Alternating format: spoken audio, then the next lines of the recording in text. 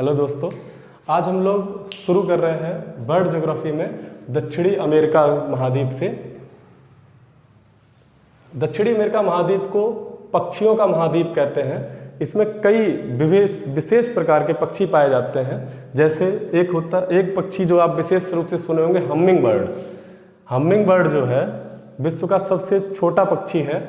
Humming bird वो भी यहाँ पाया जाता है। एक रिया पक्षी आपने सुना होगा, जो शुतुरमुर्ग की तरह होता है, जो दौड़ नहीं सकता, जो उड़ नहीं सकता, लेकिन दौड़ता बहुत तेज है। ऐसे एक पक्षी यहाँ कैंडोर पाया जाता है, बहुत बड़ा शिकारी पक्षी है।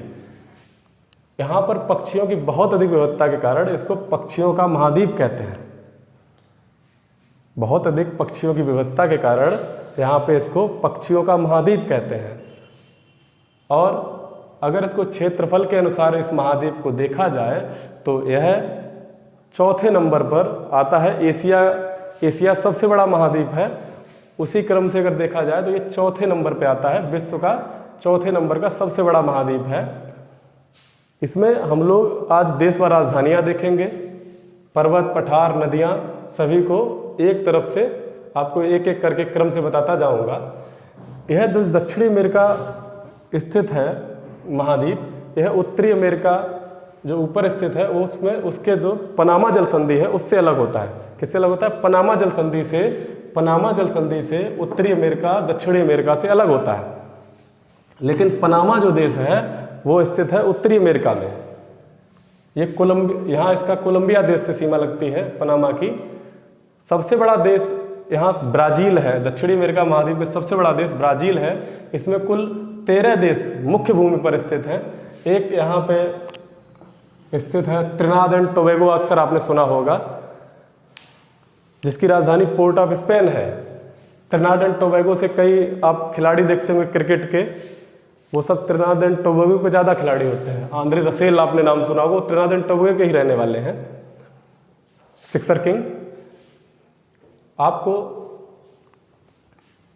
दक्षिणी अमेरिका महाद्वीप में जल संधियाँ जो है, दो प्रमुख जल संधियाँ याद रखनी है। एक पनामा जल संधि और एक है मैगलन जल संधि।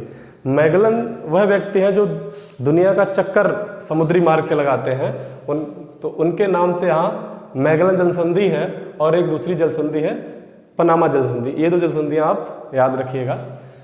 चलिए पहले वाटर बॉडी देख लेते हैं, आसपास कौन क्या क्या स्थित है। तो इधर है अटलांटिक महासागर। अटलांटिक महासागर में भी दक्षिणी अटलांटिक महासागर, उत्तरी अमेरिका की तरफ उत्तरी अटलांटिक, उसके दो पार्ट है, उत्तरी अटलांटिक, दक्षिणी अटलांटिक। तो अटलांटिक का दक्षिण वाला जो पार्ट है, दक्षिणी अटलांटिक कहलाता है, वो यहाँ स्थित है। और दूसरा इधर स्थित है प्रशांत महासागर। तो आपको कितने, एक तो अटलांटिक महासागर और इधर है प्रशांत महासागर। और ऊपर है, चूंकि ये कैरेबियाई देश है, यहाँ पे कई द्वीप हैं, मोती की तरह बहुत से बिखरे पड़े हैं, इसको ये कैरेबियाई देश कहलाते हैं। इसलिए इस सागर का भी नाम है कैरेबियाई सागर।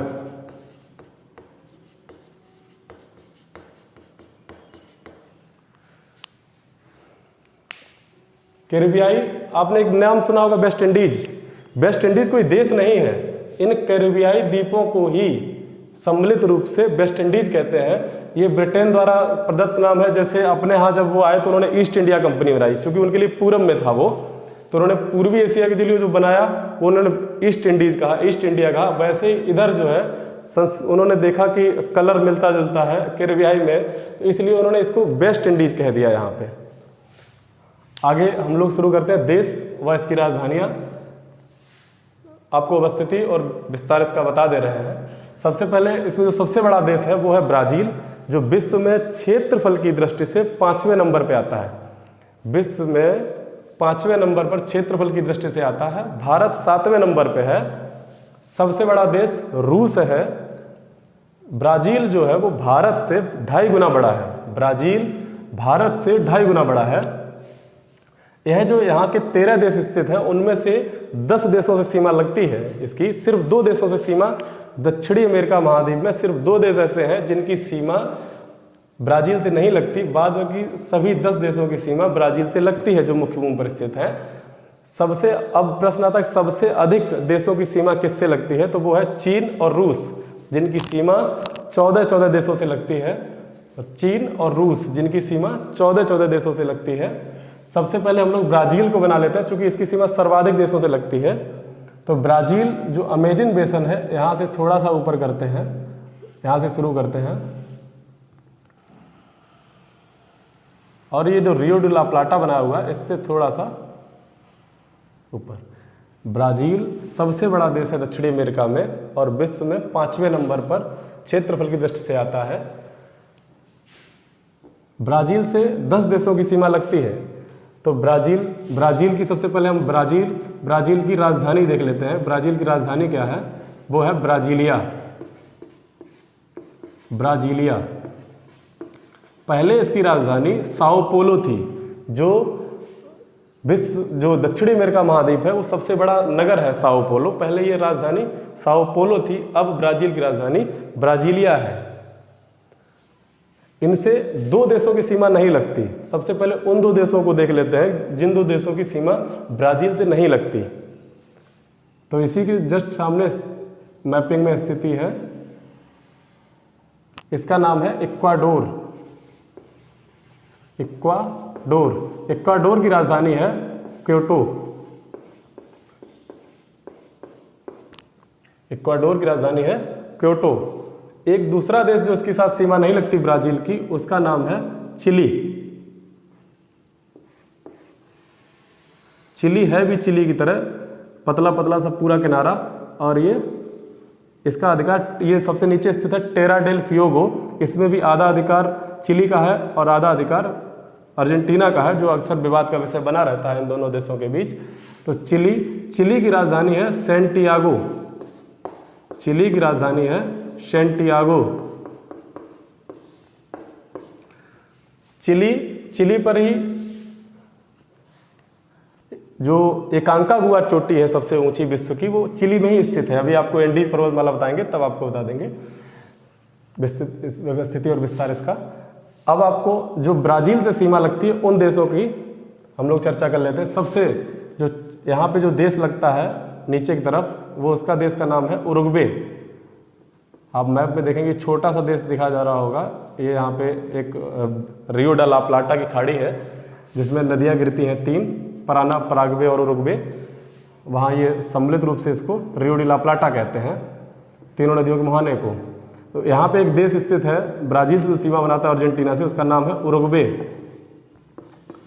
उरुग्वे जो है सबसे नगरीकृत देश है, सबसे नगरीकृत देश है पूरे दक्षिणी अमेरिका का, और उरुग्वे की राजधानी है मोंटेवीडियो।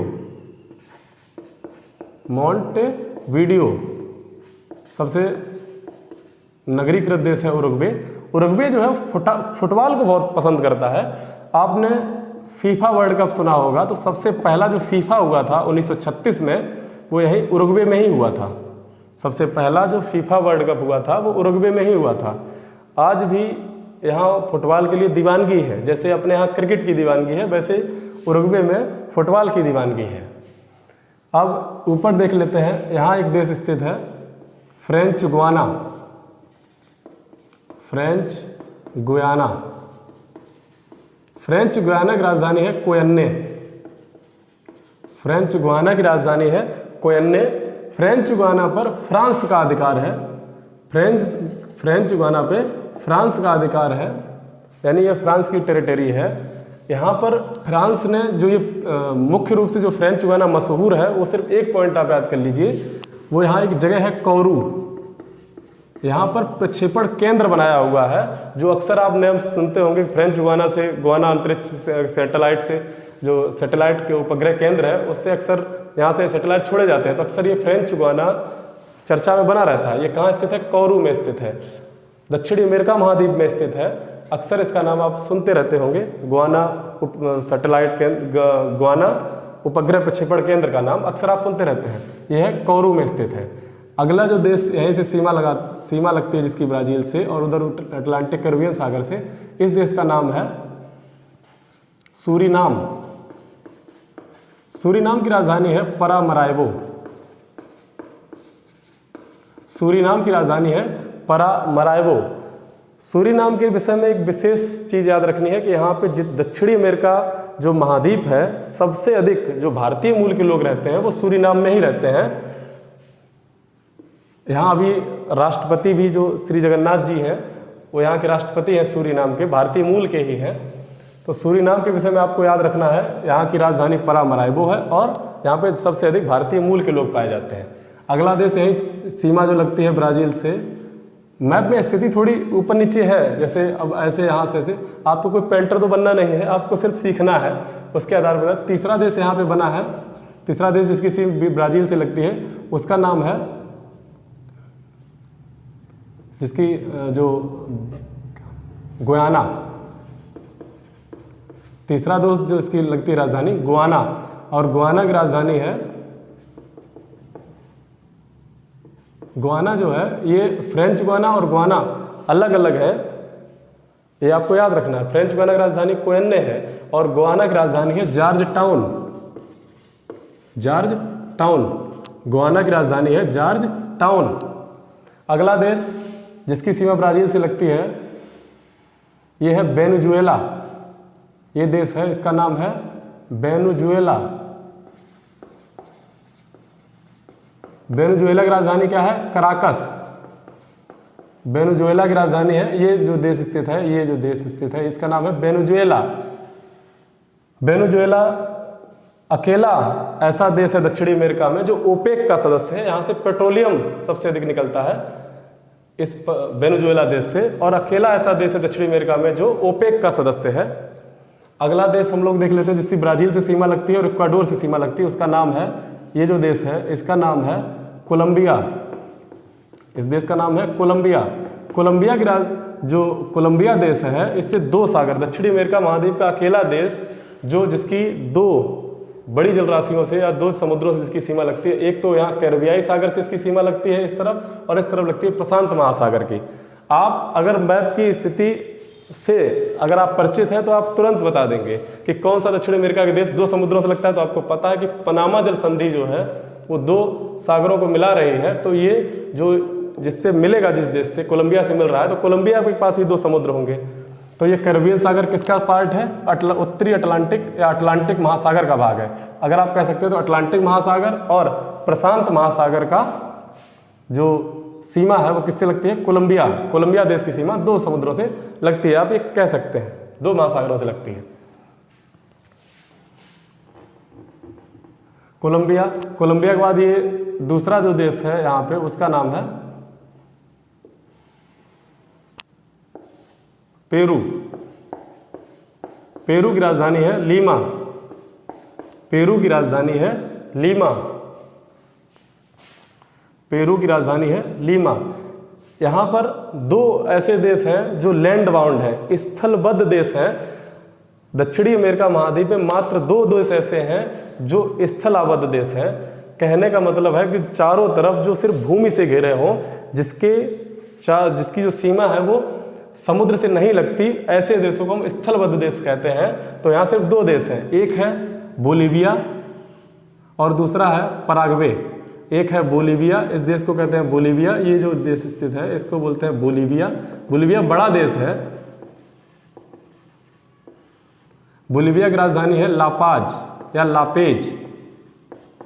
लापेज के विषय में आप जान लीजिए कि ये विश्व की सर्वाधिक ऊंचाई पर स्थित राजधानी है, विश्व की सर्वाधिक ऊंचाई पर स्थित राजधानी बोलीविया की है। क्या नाम है उसका? लापाज या लापेज। लापेज राजधानी बोलीविया की, जो विश्व की सर्वाधिक ऊंचाई पर स्थित राजधानी है। यहीं पर एक अक्सर आप झील नाम सुने होंगे टिटिकाका, जो यहीं पर स्थित है, जो विश्व की सर्वाधिक ऊंचाई पर स्थित नौकागम्य झील है, जहां पर नाव आराम से चलाई जा सकती है। विश्व की सर्वाधिक ऊंचाई पर स्थित नौकागम्य झील कौन सी है? टिटिकाका, जो बोलीविया में ही स्थित है, और इसी की सीमा पर ही स्थित है लापाज, जो विश्व की सर्वाधिक ऊंचाई पर स्थित राजधानी है बोलीविया देश की। अगला स्थलबद्ध देश है, दो ही देश है, दूसरे का नाम है पराग्वे। पराग्वे की राजधानी है एसेंसियान, पराग्वे की राजधानी है एसेंसियान। और एक ये जो देश बचा है ब्राज़ील के बाद जो बड़ा देश यहाँ आता है वो उसका नाम है अर्जेंटीना। अर्जेंटीना, जिसकी राजधानी यहाँ पर स्थित है, यहाँ पे स्थित है उरुग्वे की राजधानी, और यहाँ पे रियो डी ला प्लाटा में ही स्थित है ब्यूनस आयर्स। ब्यूनस आयर्स, अक्सर इसका नाम आप सुनते रहते होंगे, यहाँ पर्यावरण सम्मेलन भी होते हैं, पशुपालन का केंद्र भी है। ब्यूनस आयर्स अर्जेंटीना की राजधानी है, ब्यूनस आयर्स।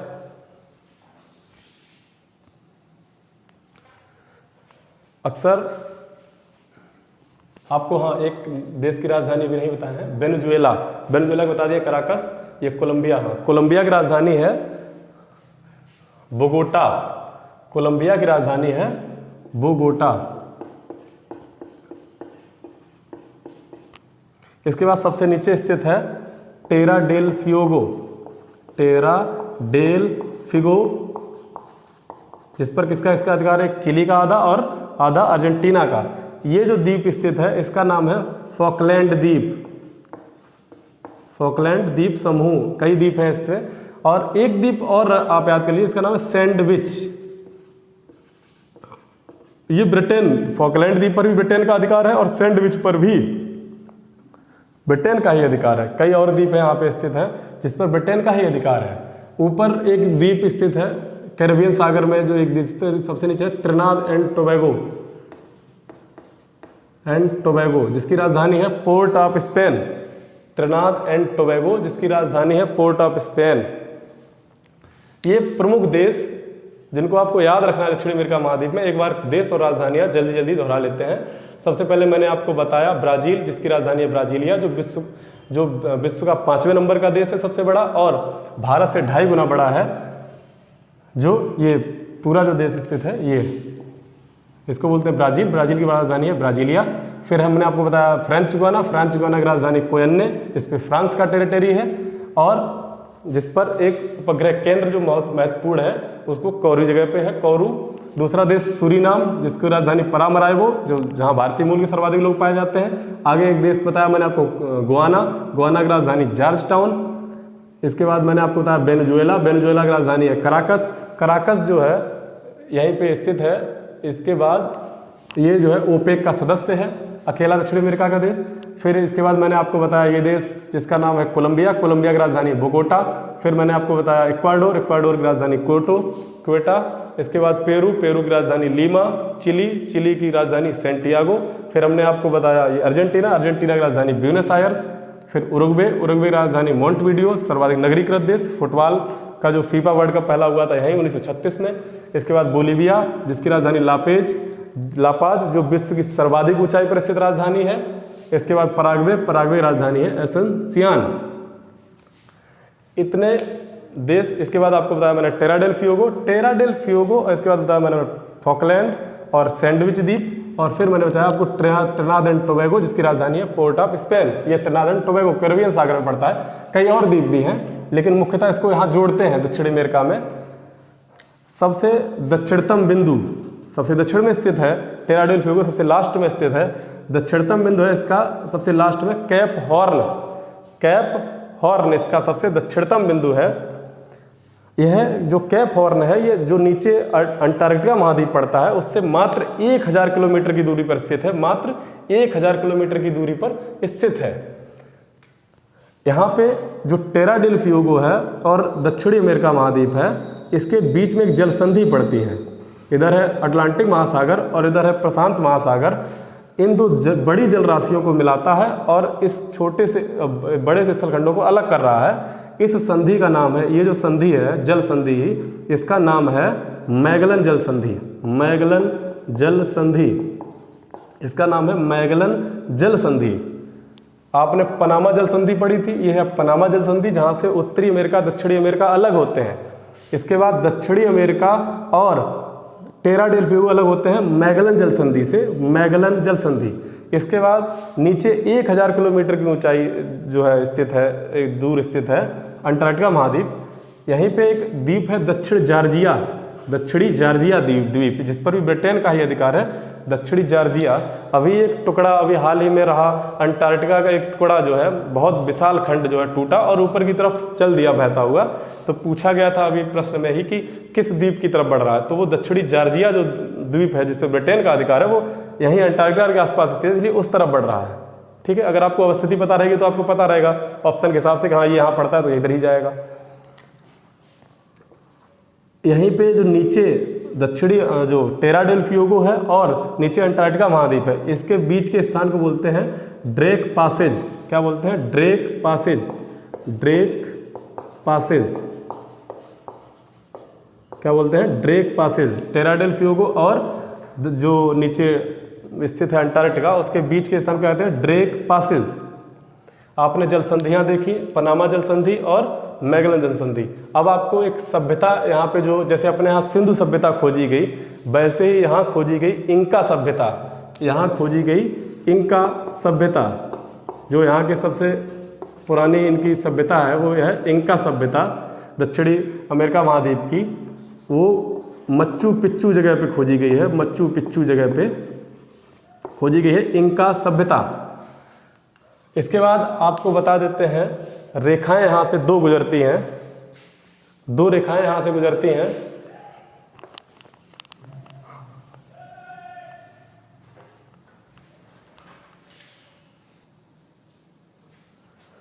दो रेखाएं स्थित हैं। एक रेखा का नाम है विषुवत रेखा जो यहाँ से गुजरती है, और एक रेखा गुजरती है मकर रेखा। कौन दो रेखाएं गुजरती हैं? एक विषुवत रेखा और एक मकर रेखा। दो रेखाएं यहाँ से गुजरती हैं।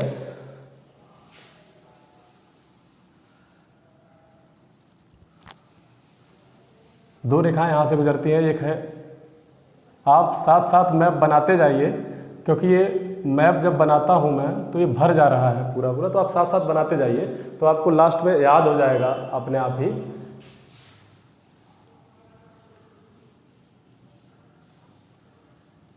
दो रेखाएं यहाँ से गुजरती हैं, एक है विषुवत रेखा और एक है मकर रेखा। सबसे पहले विषुवत रेखा को देख लेती है जिसको इक्वेटर बोलते हैं। ये 3 देशों से गुजरती है, दक्षिणी अमेरिका महाद्वीप के 3 देशों से गुजरती है, और मकर रेखा 4 देशों से। सबसे पहले विषुवत रेखा देख लेते हैं जो है सबसे पहले यहाँ से इक्वाडोर, ये जो देश है इसका नाम इक्वाडोर। फिर ये स्थित है जो क्या नाम है ये कोलंबिया, ये है कोलंबिया, और ये है ब्राज़ील।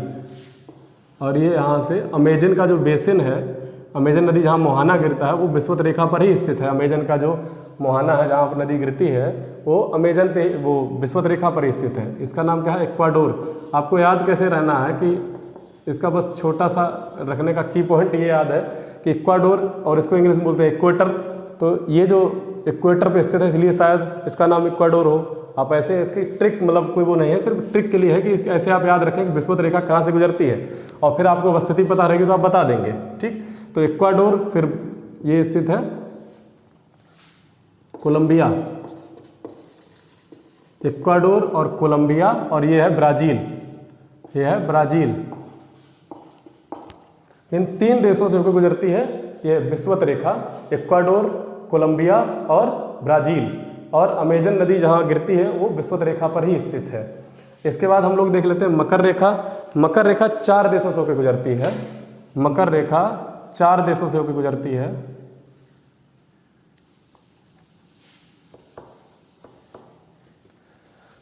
सबसे पहले यहाँ से है चिली, ये है चिली। चिली के बाद ये जाती है अर्जेंटीना, फिर पराग्वे, और पराग्वे से होते हुए ये ब्राज़ील। ठीक, चिली से जाती है ये अर्जेंटीना, अर्जेंटीना से पराग्वे, और पराग्वे से ब्राज़ील। 4 देश हो गए। सबसे पहले चिली, फिर अर्जेंटीना, और फिर पराग्वे, और फिर ये ब्राज़ील। यानी 4 देशों से गुजरती है मकर रेखा। 3 देशों से गुजरती है विषुवत रेखा, कौन से? इक्वाडोर, कोलंबिया और ब्राज़ील। और 4 देशों से गुजरती है मकर रेखा, चिली, ब्यूनस आयर्स यानी इसका नाम है अर्जेंटीना, और ये पराग्वे और ब्राज़ील। एक चीज़ और आपने देखी कि जो एक अकेला देश है ब्राज़ील जिससे 2 रेखाएं गुजरती हैं, एक विषुवत रेखा और मकर रेखा। संसार में शायद ही दूसरा कोई देश हो जहाँ से 2 रेखाएं गुजर रही हैं। विषुवत रेखा और मकर रेखा किससे गुजरती है? ब्राज़ील देश से गुजरती है, ये दोनों रेखाएं। इसके बाद इसमें एक झील पढ़ लेते हैं। झील मुख्य रूप से 2 आपको सिर्फ पढ़नी है। झील मुख्य रूप से दो पढ़नी है। एक पहली आपको मैं बता चुका हूँ, एक टिटिकाका झील, टिटिकाका,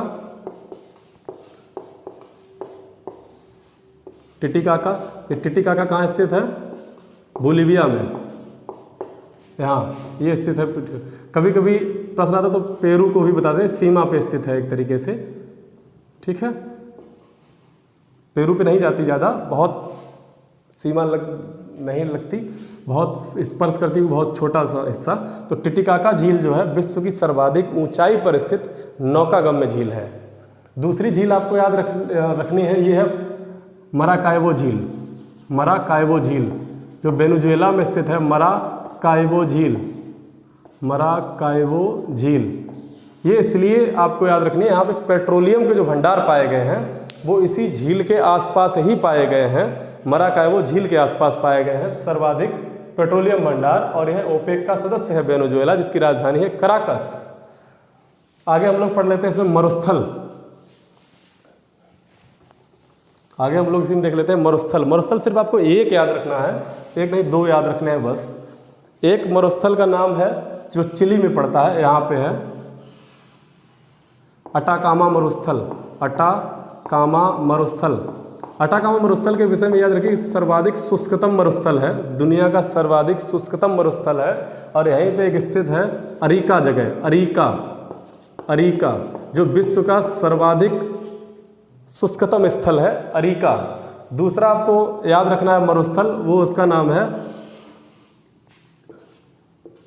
पेंटागोनिया मरुस्थल। पेंटागोनिया का पठार भी है और मरुस्थल भी है, तो पेंटागोनिया का मरुस्थल, ये दो आपको मरुस्थल याद रखने हैं। सबसे पहला कौन सा हमने आपको बताया?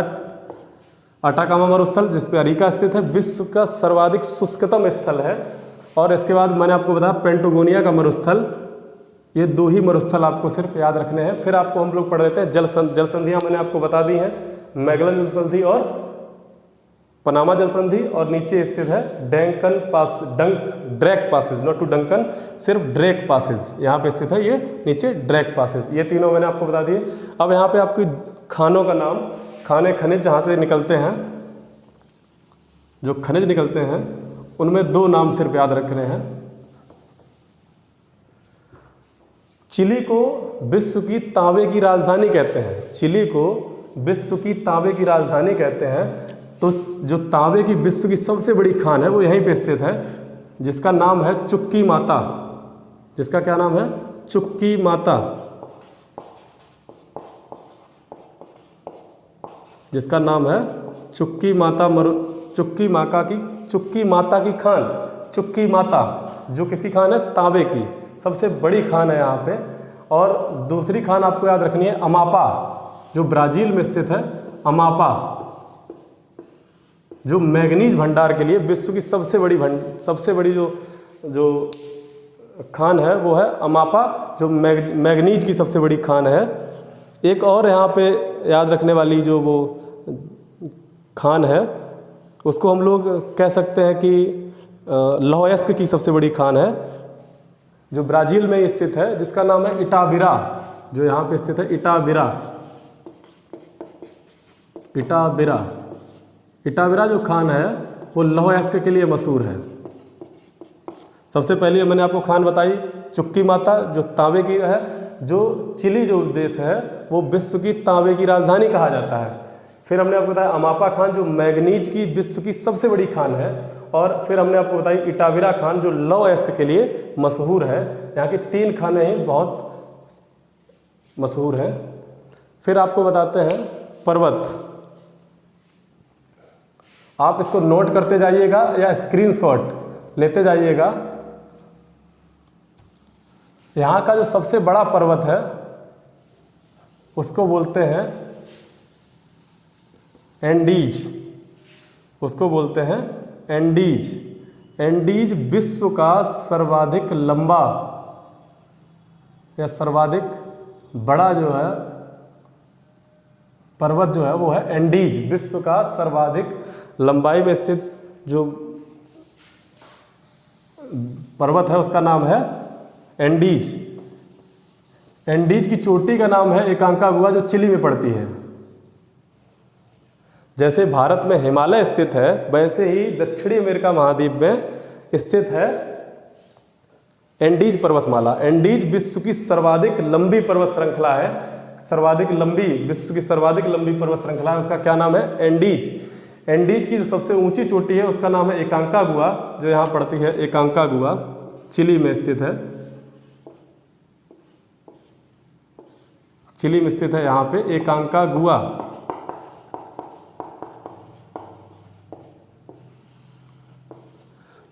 और ये है एंडीज पर्वतमाला। एंडीज पर्वतमाला यहाँ से शुरू होती है ऐसे करके,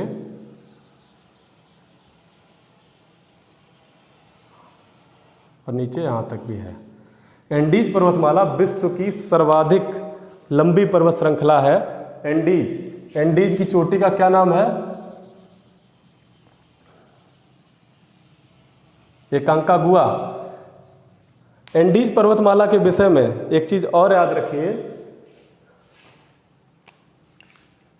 कि ये अक्सर क्वेश्चन एंडीज माला पे आता है कि सर्वाधिक जो देश जो है, सर्वाधिक देश कहाँ, मतलब किस देश में सर्वाधिक इसकी विस्तार है, तो वो है बोलिविया देश में। इसका सर्वाधिक विस्तार कहाँ है? बोलिविया देश में। और सर्वाधिक लंबाई में कहाँ है? तो चिली में। सर्वाधिक लंबा कहाँ पे है? ये सर्वाधिक लंबाई में स्थित है चिली में। चिली में इसकी सर्वाधिक ऊंची चोटी है एकांकागुआ। इसके बाद और 4 पर्वत हैं जो और आपको याद रखने चाहिए।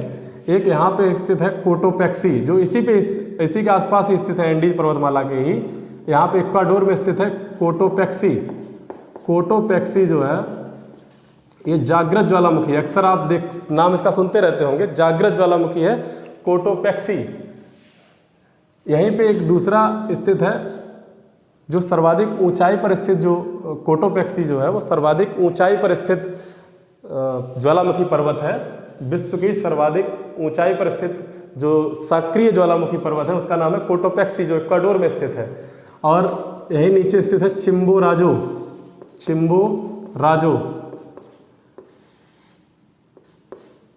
चिम्बोराजो भी जो है वो जागृत ज्वालामुखी है, चिम्बोराजो। इसके बाद चिली में एक याद रखना है आपको ज्वालामुखी पर्वत, उसका नाम है ओजस डेल सलाडो। ओजस डेल सलाडो। यह विश्व का सर्वाधिक ऊंचाई पर स्थित ज्वालामुखी अगर पर्वत पूछा जाए तो वो है ओजस डेल सलाडो। ये कैसा है? ये सुसुप्त अवस्था में अभी है, खत्म नहीं हुआ है। एक होता है जागृत ज्वालामुखी जो कोटोपैक्सी है, एक होता है सुसुप्त, और एक होता है बिल्कुल प्रसुप्त, खत्म हो चुका होता है। ये बिल्कुल खत्म नहीं हुआ है, ठीक। ये सुसुप्तावस्था में है। और ये दुनिया का सर्वाधिक ऊंचाई पर स्थित, अगर क्वेश्चन आता है कि दुनिया में सर्वाधिक ऊंचाई पर स्थित जो ज्वालामुखी पर्वत है तो आप बताएंगे ओजस डेल सलाडो। और अगर पूछा जाए कि दुनिया में सर्वाधिक ऊंचाई पर स्थित जागृत ज्वालामुखी तो आप बताएंगे कोटोपैक्सी। ओजस डेल सलाडो, चिम्बोराजो और कोटोपैक्सी, ये 3 नाम आपको याद होने चाहिए। और ये पर्वत श्रृंखला सबसे विश्व की सर्वाधिक लंबी पर्वत श्रृंखला कौन सी है? एंडीज, जो कहाँ स्थित है? दक्षिणी अमेरिका महाद्वीप पर।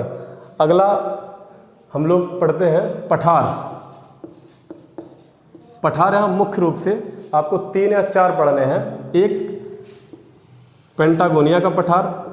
पेंटागोनिया का पठार आपको याद होगा कि जो पेंटागोनिया का जो मरुस्थल है उसी के आसपास है पेंटागोनिया का पठार, उसी नाम से ही है। ये कहाँ पड़ेगा? अर्जेंटीना में, पेंटागोनिया का पठार। आगे ब्राज़ील में 2 याद रखने हैं आपको। एक है ये ब्राज़ीलियन उच्च भूमि, ये पठार है, इसको बोलते हैं ब्राज़ीलियन उच्च भूमि। और यहीं पे दूसरा पठार बीच में स्थित है जिसको बोलते हैं मोंटे ग्रासो का पठार।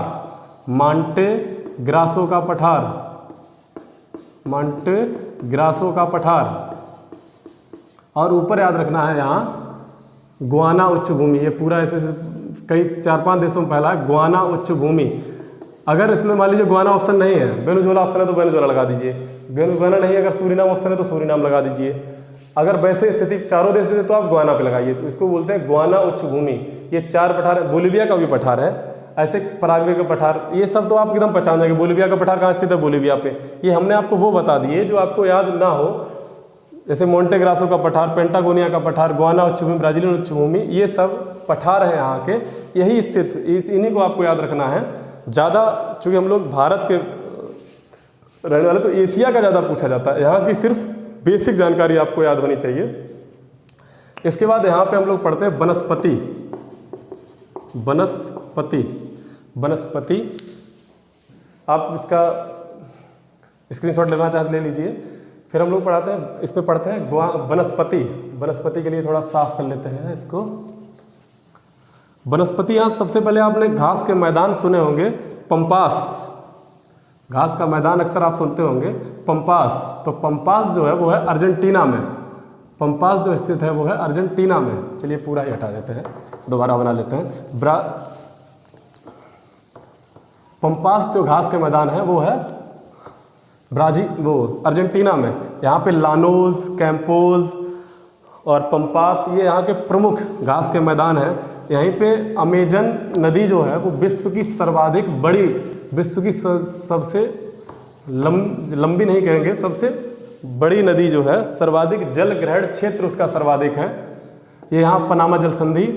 इसके बाद इसको एंगल में से घुमाइए थोड़ा सा, फिर इसको सीधा नीचे ले जाइए और फिर इसको ऊपर ले जाते हुए परामलागो झील, फिर इसको नीचे थोड़ा सा यहाँ पे बना दीजिए अमेजन का बेसिन, और इसको थोड़ा घुमाते हुए और नीचे ऐसे लेते आइए। ये हो गया टेरा डेल फ्यूगो।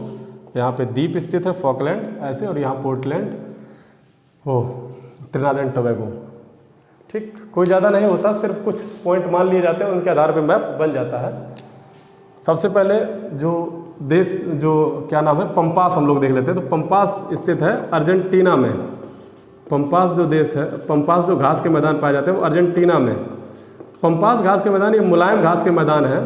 शीत, शुष्क, सर्दी जो होते हैं, जो इसको बोलते हैं जो होते हैं सर्दियों वाले, जो इसको बोलते हैं पंपास घास के मैदान। शीत है, ठीक है, ठंडा जिसको बोलते हैं, ठंडा यहाँ जलवायु रहती है, इसको बोलते हैं पंपास। पंपास में घास उगाई गई, उगाई गई यहाँ पे अल्फा घास, जो पशुओं के लिए बहुत अधिक महत्वपूर्ण है। पशु एकदम से मासल हो जाते हैं। यहाँ पर सर्वाधिक दूध की डेयरियाँ लगी हैं अर्जेंटीना में, और मांस प्रसंस्करण उद्योग लगे हैं। जब पशुपालन जब ज़्यादा होगा तो मांस प्रसंस्करण उद्योग और दूध वहाँ सर्वाधिक होता है। तो पंपास घास के मैदान कहाँ है? अर्जेंटीना में। सबसे ऊपर वेनेजुएला और ये इस हिस्से में पाए जाते हैं लानोज घास के मैदान, लानोज घास के मैदान। इसके बाद ब्राज़ील में पाए जाते हैं कैंपोस घास के मैदान। लानोज में लानोज जो है ये वेनेजुएला ऑप्शन हो तो वेनेजुएला, गुआना हो तो गुआना ऑप्शन, ऐसे सूरीनाम। आपको यहाँ की कंट्री आपको पता हो गई है तो आप लगा लेंगे। लानोज कहाँ पड़ता है? घास का मैदान ऊपर गुआना उच्च भूमि की तरफ, और कैंपोस ब्राजीलियन हाईलैंड जो आपको पठार बताया था इसमें है कैंपोस। बीच में बोलिविया के जो पठार है, यहाँ पे एक घास का मैदान हुआ है, इसको बोलते हैं ग्रैंड चाको का मैदान। ग्रैंड चाको का मैदान, घास का मैदान है, ग्रैंड चाको का मैदान। आपने पढ़ा पंपास जो अर्जेंटीना में स्थित है, ग्रैंड चाको का मैदान जो बोलिविया, पेरू और ब्राज़ील की थोड़ी सीमा यहाँ पे बनाता है, वो ग्रैंड चाको का मैदान। यह मिश्रित है ये घास का मैदान। यहाँ पे कैंपोस घास ब्राज़ील में पड़ता है स्पेशल, और लानोज जो यहाँ ऊपर जो गुआना उच्च भूमि आपको बताया यहाँ पे स्थित है लानोज घास के मैदान। आगे आपको जलधाराएँ बता देते हैं, इसके आसपास कुछ जलधाराएँ बहती हैं। जलधाराएँ दिशा बता देती हैं कि किस तरफ की गर्म जलधारा होगी, किधर ठंडी होगी, ये सब आपको पता हो जाएगा। स्क्रीनशॉट आप ले लिया करिए या नोट कर लिया करिए तुरंत साथ साथ। एक तो जलधारा यहाँ पे स्थित है जो नीचे से ऊपर चलती है यहाँ तक, उसका नाम है, ये जो फॉकलैंड स्थित है इसके नाम पे स्थित है फॉकलैंड की जलधारा। फॉकलैंड की जलधारा, फॉकलैंड की जलधारा। इधर एक जो चलती है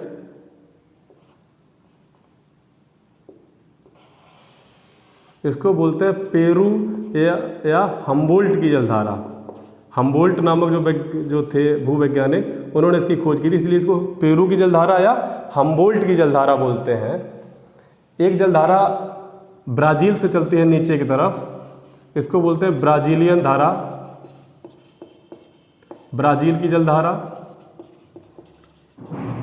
और विषुवत रेखा के आसपास, जो आपको मैंने विषुवत रेखा बताई जो 3 देशों से यहाँ से गुजरती है, उसके आसपास विषुवतीय जलधाराएं चलती हैं। इसको दक्षिणी विषुवतीय जो जलधाराएं हैं वो जलधाराएं यहाँ चलती हैं, दक्षिणी विषुवतीय जलधाराएं।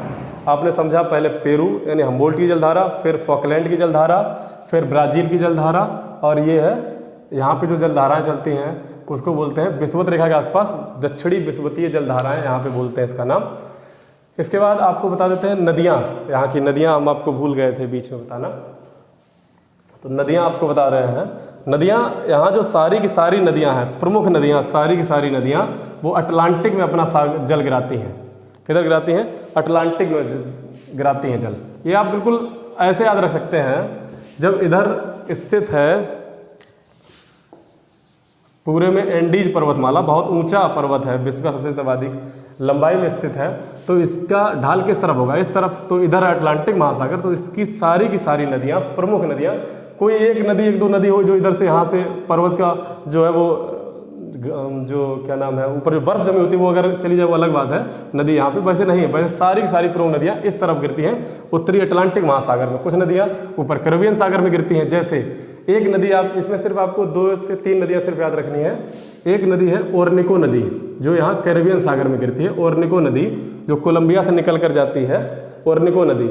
ओरनिको नदी इसलिए याद रखनी है, यहाँ पे पेट्रोलियम के भंडार इसके आसपास विकसित हुए हैं। जो मराकाइबो झील ये वेनेजुएला में जाती है, यहीं आसपास में ही स्थित है। ये सब यहाँ पेट्रोलियम भंडार है। इसी की एक सहायक नदी है कैरो नदी। कैरो नदी पर ही स्थित है एंजिल जलप्रपात। एंजिल जलप्रपात जो विश्व का सर्वाधिक ऊंचाई पर स्थित जलप्रपात है, उसका नाम है एंजिल जलप्रपात। यह विश्व का सर्वाधिक ऊंचा जलप्रपात है। जैसे अपने यहाँ गरसोपा महात्मा गांधी जलप्रपात जिसको बोलते हैं, वैसे यहाँ एंजिल जलप्रपात है जो विश्व का सर्वाधिक ऊंचा जलप्रपात है। एंजिल जलप्रपात किस नदी बना है? कैरो नदी पर। किसकी सहायक नदी है? ओरनिको नदी की। ठीक, इसके बाद हम देखेंगे एक नदी जो विश्व की सबसे बड़ी नदी है, उसका नाम है अमेजन नदी। ये यहाँ गिरती है। अमेजन नदी विश्व की सर्वाधिक बड़ी नदी है।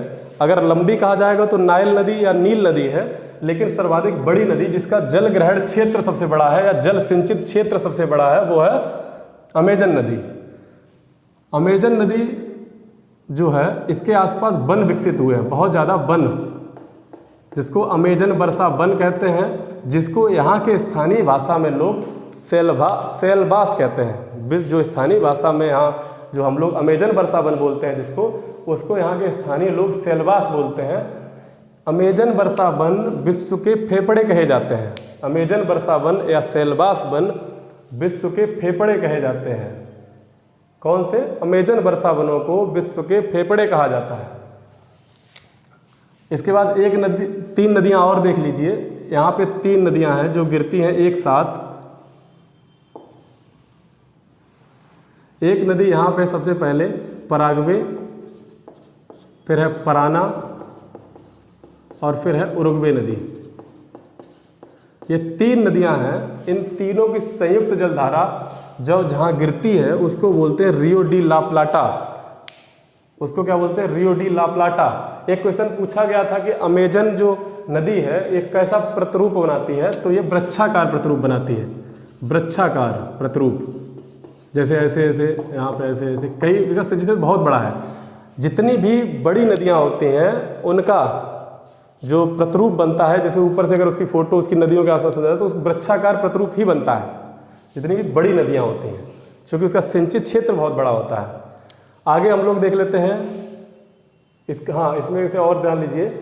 यहाँ पे जो जैव विविधता है, जैव विविधता का मतलब सर्वाधिक जीव और वनस्पतियाँ बहुत अधिक मात्रा में पाई जाती हैं, तो ये बहुत पास होते हैं, बहुत पास। अगर वर्षा की बूंदें भी, अगर यहाँ बरसात हो रही है, अगर आप इस अमेजन वर्षा वनों में हैं तो आप 7 मिनट के बाद जान पाएंगे। 7 मिनट बाद यहाँ पानी पत्तियों से नीचे आता है, एक औसत समय 7 मिनट के बाद आप जान पाएंगे कि बरसात हो रही है बाहर।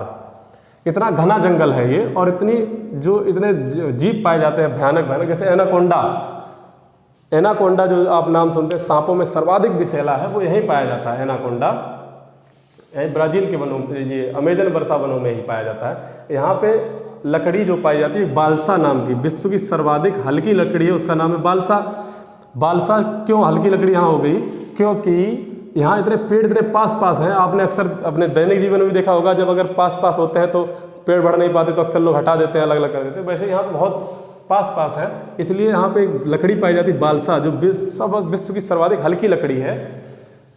यहाँ की जो लकड़ियाँ हैं वो किसी व्यापारिक पर्पज की नहीं है। व्यापारिक पर्पज की जैसे गेट बना सकें या कोई खिड़कियाँ बना सकें, वो सब चीज़ प्रकार की नहीं है।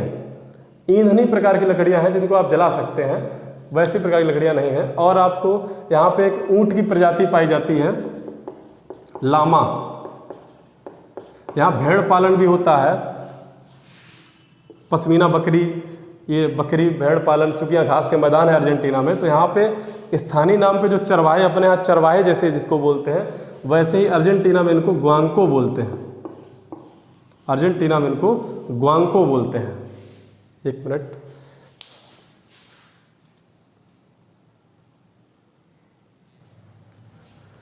दो बंदरगाह और बता दे रहे हैं।